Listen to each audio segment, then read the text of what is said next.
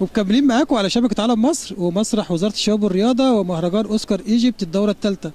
معانا نجم من نجوم المهرجانات، رئيس مجلس إدارة مجلة همسة ورئيس ومؤسس مهرجان همسة الدولي للأدب والفنون. أستاذنا الكبير فتحي الحسري، بنرحب بك على شبكة علم مصر. مساء الخير، أهلا بكم وأهلا بعلم مصر وكل ما يخص مصر. رئيس مهرجان كبير جاي النهارده عشان يدعم مهرجان آخر. ده شيء طبيعي، يعني ما كناش ندعم المهرجانات، هو يدعمني وانا ادعمه واحنا الاثنين ندعم المهرجانات الجاده. طب مين اللي هيدعم المهرجانات؟ ده شيء طبيعي يعني. استاذ فتحي الحسري، شايفين النهارده وزاره الشباب هي اللي بتدعم مهرجان اوسكار ايجيبت للسينما المستقله، فين وزاره الثقافه؟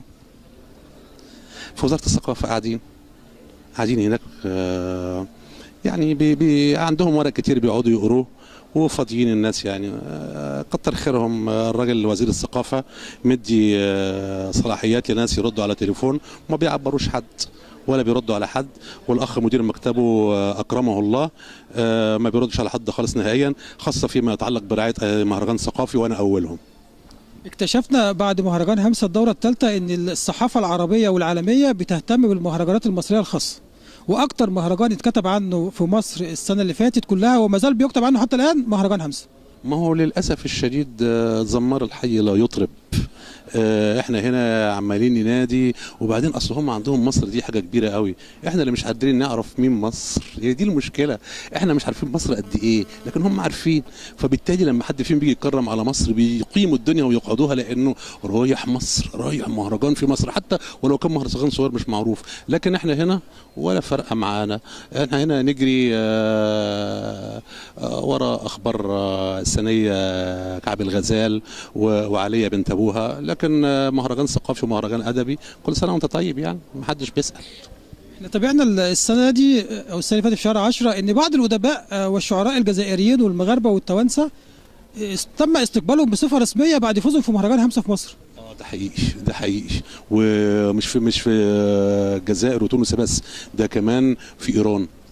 عايز اقول لك في الاهواز استقبلوا الشاعره الايرانيه اللي فازت في مهرجان همسه استقبال الفاتحين، وكتبوا عنها. وانا عندي على فكره كل الحاجات دي وكانهم غزوا مصر. على الرغم ان هي قبل المهرجان ما كانتش شخصيه معروفه. وما هو ده، بص اقول لحضرتك حاجه، هي دي رساله المهرجان. مهرجان همسه معمول للمهمشين من الشعراء والادباء في مصر والوطن العربي، اللي الناس متجاهلاهم، في ناس كويسين قوي قوي قوي قوي، فاحنا بنبرزهم من خلال المسابقات اللي بيشرف عليها نخبه من كبار الشعراء والادباء والفنانين والكتاب. فلما بيجوا مصر ويسلط عليهم اعلام بلدهم بيظهروا وبتبان كتاباتهم ويبداوا يستضيفوهم وبتبان موهبتهم. هي بقى كده، بقى انا اديت رساله المهرجان اللي هو مساعده المهمشين من الشعراء والادباء والكتاب في مصر والوطن العربي كافه. وربنا يسهل يا رب، واخذوا بقى المهاجرين بقى اللي في انجلترا وفي فرنسا، العرب اللي في كل حته، هوصل لهم ان شاء الله. انا قريت اخيرا ان الشاعر والاديب الجزائري احمد بوفتيحه تقريبا بوفتحة اتكتب عنه في صفحه كبيره ان مهرجان همسه الدولي طريقي للعالميه. هو ده حقيقي، مش هو بس، ومصطفى زياتين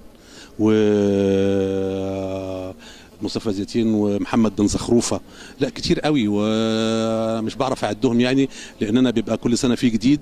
لكن الحمد لله انا بفرح جدا جدا جدا لما الاقي حد انا بعتبرهم بقى ابنائي، بقول دول ابنائي، ابناء همسه اللي هم فازوا دول، سواء كانوا مصريين او جزائريين. بفرح جدا لما الاقي حد من ابنائي اللي جم مهرجاني دول وسلطت عليه الاضواء وبقت الناس كلها بتتكلم عنه، ده ما عندكش فكره بيسعدني قد ايه. استاذنا الكبير فتحي الحسري، ايه مفاجآت مهرجان همسه السنه دي؟ هو ما فيش مفاجآت، هو المهرجان زي ما هو بيكرم نجوم الشعر والأدب وفي مصر والوطن العربي، في نخبة كبيرة جدا جدا جاية، وفي ناس من الوطن العربي هيكونوا مفاجأة المهرجان ده موجودين، انت مش هقول عليها دلوقتي، هيكونوا موجودين في المهرجان، هم عامل لهم برنامج سياحي جميل قوي قوي ان شاء الله. وفي تكريم برضو نخبة من نجوم الفن في مصر اللي عملوا اعمال جميلة.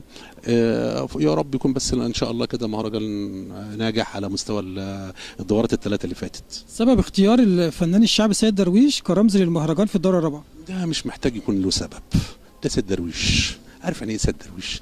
يعني اسمه فنان الشعب خلاص افرض الموضوع بقى كده، يعني ما انتش يعني انا المهرجان يتشرف بانه يحمل اسم سيد درويش، مش سيد درويش اللي يتشرف بان احنا نحط اسمه على المهرجان، لا ده المهرجان هو المتشرف بان يحمل اسم سيد درويش. نرجع تاني لمهرجان اوسكار ايجيبت، اخر كلمه تقولها لعادل عمار النهارده؟ اقول له مالكش دعوه بحد، اشتغل، استمر واشتغل، وما يهمكش كلام اي حد. انا عارف انك بتتحارب وكلنا بنتحارب، لكن خليك صامد واعمل مهرجانك واحسن اختيار من تتعامل معهم، بس هو ده المهم. اتمنى ان المخرج الكبير عادل عمار يكون الرساله وصلت له، واحنا كمان شبكه عالم مصري بنؤكد على رساله الاستاذ الكبير فتحي الحصري. شكرا لكم وتابعونا.